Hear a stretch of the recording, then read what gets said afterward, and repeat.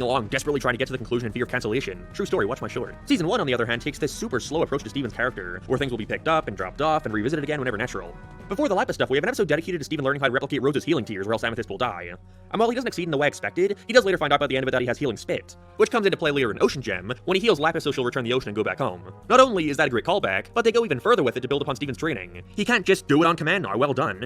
It's something that he still has to be able to work towards. In the very next episode, we see Steven's dad having a broken leg over the events of Ocean Gem, and despite Steven being able to do it just fine with Lapis, he can't seem to heal his dad's leg, which is terrible because there's this massive geode that's on the brink of breaking, which would cause catastrophic events to unfold across the world. But as we later find out, Greg's leg is fine. Steven did heal it first try, but Greg lied about it so he would be able to spend more time with the sun, which he's getting to do less and less the more he goes on these gem adventures. But that innocent goal is undermined by the fact that it got in Steven's head. He really can't use his healing powers anymore. It's an excellent way of taking your generic episode about someone lying about an injury, a plot they've literally done already this season, a plot most would probably cry about being filler, and makes it important by still having the events of it contribute to the overall theme of the season, of Steven having to learn how to control his powers and grow. And while they do eventually fix the problem through other means, his healing powers don't come back. He once again has to learn how to get that confidence back. This culminates in probably my second favorite episode of the entire series, The Test, where the gems accidentally reveal to Steven that all the way back in episode 3, when he messed up one of the missions through his usual goofy Steven self, that it didn't matter as they were merely using it as a test to see if he was ready to go on missions.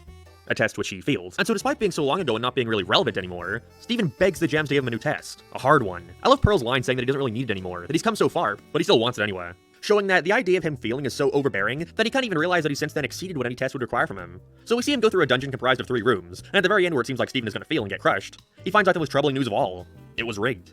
The gems never put him in any real danger and that there was no way for him to lose. From Steven's point of view, this only adds to his belief that the gems don't think he's capable, that he's still just a kid and they can't rely on him. And just when he's about to blow up and yell at them for tricking him, he overhears this. The point is that he's come so far. He can make Rose's bubble, and he's pulled out Rose's shield twice. We have to give him another success. He can't lose his confidence like that again. We're bad at this. What? He realizes that not only did they do this for his own mental benefit, to stop focusing on his past failures, but in a way, that the gems are also doing this for themselves. They're broken without their leader and don't know what to do, and so Steven lies. He doesn't admit that he knew it was fake for their confidence. He'll let them have a small but meaningful victory in a time where everything else is uncertain. One of the best moments in the whole show in my opinion, and it's contrasted greatly against how defiant Steven starts becoming in the second half, with him being much more willing to argue and talk back to the gems when he knows he's in the right. Yes, Steven feels much better now. I'm a little tired of you guys telling me how I feel. This all pays off by the end of the season, where Lapis sends a message down to Earth warning them that the homeworld gems are coming, with Steven quite literally being stuck between the 2 different settings of the show, the gem stuff and the tiny stuff. The penultimate episode's focusing on him trying to get the town ready for evacuation, teaching them to band together in times of crisis, giving somewhat of a neat little finale to the tiny episodes.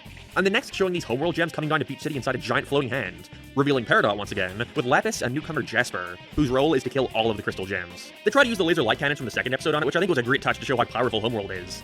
In that one, just a single cannon was able to destroy the threat of that episode. Yet here, 4 of them don't even put a dent on Homeworld. With the town all having to evacuate, that means Steven and his dad too. Which pisses him off as it still shows they don't see him as an equal, someone who could be an asset to the team. And I like that they give Greg a little moment here too, to express how he doesn't really want Steven doing all this stuff if it can mean he loses his son. But eventually, he trusts him enough to let him go back and help. Where once again the gems tell him to get out, resulting in what I believe to be the true payoff to the season. Steven, get out of here! No! I'm a crystal gem too! The season never really had a focus on Garnet at all. And while I do like the actual finale and the song she sings and everything, I just never felt her moment had the same impact this does. The entire season has slowly been showing Steven resenting how the gems treat him like a child, and his inability to learn how to use his powers. So him saving them from a shattering blast with the use of his shield always comes off to me like a culmination of all that stuff. But yeah, no, the real finale has them up on the ship and it's revealed Garnet is actually a fusion of 2 other gems, which is a neat reveal, and it explains why she has 2 gems on her temple door and was so ecstatic when Steven and Connie fused together. But I love the ending, the cam after the storm. We're having this giant space traveling life or death adventure, and watching Lapis and Jasper fuse only for the former to drag her into the ocean. Connie gives Steven a call asking what happened, once again dragging him back down to reality, that this is going to be the status quo from now on. Ending the season on the implication that the next is going to be much grander in scale. They didn't really live up to that, but hey, that's not what this is about. Overall, I just think that Season 1 of Steven Universe is without a doubt the most well-rounded season of the show, and I definitely don't agree with a lot of the community's assessment that a majority of it should be skipped. While it's certainly not perfect, me focusing on all the story moments neglect how many episodes truly are just kind of bad in my opinion, like Shirt Club or Winter Forecast or Fusion Cuisine. Most of the rest of the season is great, sometimes amazing. I hate this stigma we currently have around episodic cartoons, this strange belief that if something doesn't have an ongoing story, then it's without merit. Current animation fans, I feel, have become way too obsessed with shows that slowly drip-feed you bits of history over the course of 3 seasons, whether or not said lore is even any good. Sometimes a bit of episodic fun is needed, and I think Steven Universe's first season does an excellent job at balancing both.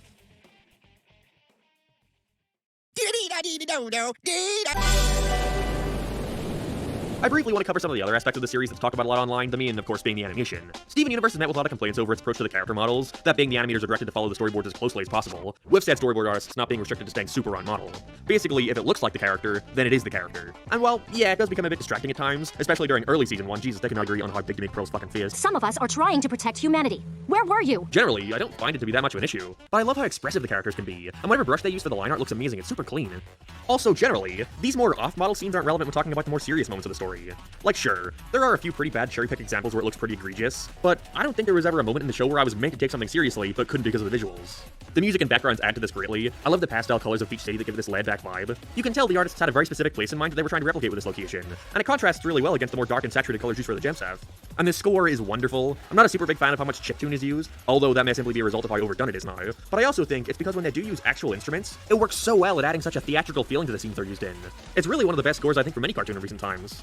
And with all this, I just ended the season wondering, why is this so hated? And then I realized that maybe it isn't really season 1's fault. Well, I'm sure there are folks out there who just don't like the show because they don't like it, and that's fine, honestly. I get why you'd not like this. But maybe some of this hate comes from what the show became after all of this. Steven Universe fans don't like how much it flip-flops between the gem stuff they want to see and the town stuff they deem as filler. And Steven Universe haters don't like how it set the groundwork for the series to lean heavily into what they began setting up here in the future. Whatever the reason may be, all I can really say is, I like it. I like it a lot. And I'm happy to have been able to revisit this after so long. I probably would have went on making fun of the show, and honestly, maybe still will. It's very easy to do. But deep down, I'll always have a level of appreciation for Steven Universe. And maybe in the future I'll sit down and talk about the rest of the series at some point, who knows? Well boy, this is probably going to be my most controversial video yet. Either from fans who think I wasn't positive enough, or haters who think I wasn't negative enough. Either way, bye. Once again, I'd like to thank Squarespace for sponsoring.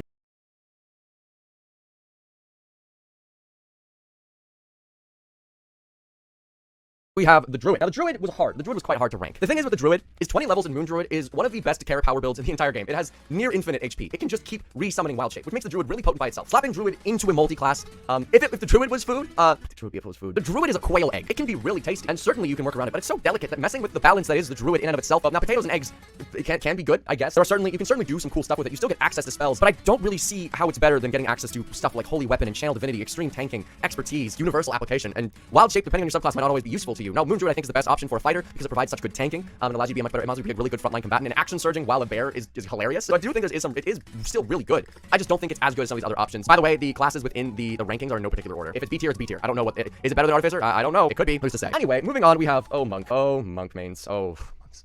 I'm gonna say this to you, Monks, and I mean it with all the love in my heart. You guys are bad for multi-classing. You're just bad. I did damage calcs for all of these classes, and there was a way with every single class to increase the damage output above a level 20 fighter, except for the Monk multi-class. There just wasn't a way. You just couldn't do it. You were arguably worse. With the right wild shapes, Moon Druid was better. With the right infusions, Artificer pulled out just by a smidgen with spells as well. Cleric pulled through. Barbarian obviously pulled through. Bard managed to do a little bit more damage to its spells. The only class that didn't was the Monk. It's just not a good multi-class option. If Fighter is potatoes, Monk is Monster Energy Drink. They just don't work together. Monk doesn't work with anything. Monk works with Monk, you know? And that's fine. It's just not a good multi-class option. And I'm gonna spoil the rest of the tier list. There was no other class that was worse than Monk. So I'm gonna change this to Monk. I'm sorry, Monk. You just weren't as good at DPS or tanking as the other classes and the other options that we're gonna see. Don't be mad at me, be mad at your class. And by the way, if any of you dare fucking bring up Quivering Palm, I swear to God, you guys bring up Quivering Palm like Yu-Gi-Oh brings up Pot of Greed, okay? Every time I say it's a bad class, you're like, Quivering Palm. First of all, it's a 17th level ability that you get with one specific subclass that requires your opponent a con save to fail. You know how many creatures are good at con saves? Almost all of them. The creatures that you would want to use this on, you're not gonna use this on a bandit, you're gonna want to use it on the boss, who almost certainly have legendary resistances, and the boss only needs to use those resistances if they fail. If they roll and they fail. So you're telling me you're gonna one-hit kill a Tarrasque? No fucking way, considering they have like plus 10, I don't remember the exact number, with your max DC of 19. And then you're like, well, it still does 10d10 damage. You know what does more than 10d10 damage, your 17th level ability? The 6th level spell Disintegrate does more than 10d10. Because 10d10 is 55 average. You know what else can do more than that? An action surging level 5 Battle Master Fighter. I rest my case. Anyway, Monks, you can certainly do a lot, and I respect you for that. But if there's one thing you can't do, it's DPS. Next up, we have Paladins. Now, where do Paladins go? Paladins are so good. Like, Divine Smite is such a good ability. And with the optimal class spread, in my opinion, for Fighter being 11 and 9, with 11 levels Fighter, 9 levels of Paladin, you can easily put out well over 200 damage in a single turn. If the target you are attacking has Hold Monster, Hold Person, and Contagion on them, that can easily shoot up to well over 800 damage. The Paladin Fighter is incredible. Paladin Fighter is amazing. It's A tier. Now, why is that? Well, Paladin Fighter, while it is incredibly good, incredibly useful, super potent in burst damage, it doesn't have the staying power or stamina that some of the God tier classes have. A lot of the God tier classes are just universally good throughout the entire day, the entire fight, every single encounter. Paladin's good for a round. You can put on the hurt for a round, and that's great, and there's definitely an application for that, and that's why it's an A tier. But once you do that, you have like no spell slots left. So A tier. Next up, we have the Ranger. Now, the Ranger is a super interesting class, now isn't it? The Ranger is, where do you put a Ranger? Everyone always hates the Ranger. I think the Ranger has a really bad rap. I think it was really bad when the Player's Handbook was published, but it's gotten a lot better since then. It's gotten a ton of buffs, tons of new subclasses which make it so useful, tons of great spells. The Ranger spell list is really good between Smites and Hunter's Mark and all of those other amazing spells. I think the Ranger is a sleeper, great multi-class option as well. It's not great with every class, mind you. I think it will disservice most spellcasters, but it is very potent with a lot of the martial classes. Ranger, I think, is A tier, simply because of the sustained damage that you can output. 11 levels of Fighter plus 9 levels of Ranger, you can really lay on some great damage. And in that first round, if you're a Gloomstalker, you're basically a full-on 20th level fighter. You get all the benefits of being a 20th level fighter in that first round, with all the benefits of being a ranger. It's excellent. However, it does not have the crazy universal application of the other god tiers, or tanking ability, so A tier. Next up, we have the Rogue. Now, the Rogue, now I personally have a thing against rogues. They annoy me. They're always edgy. They're always talking about how much damage they can deal, and how potent sneak attack is, 10d10,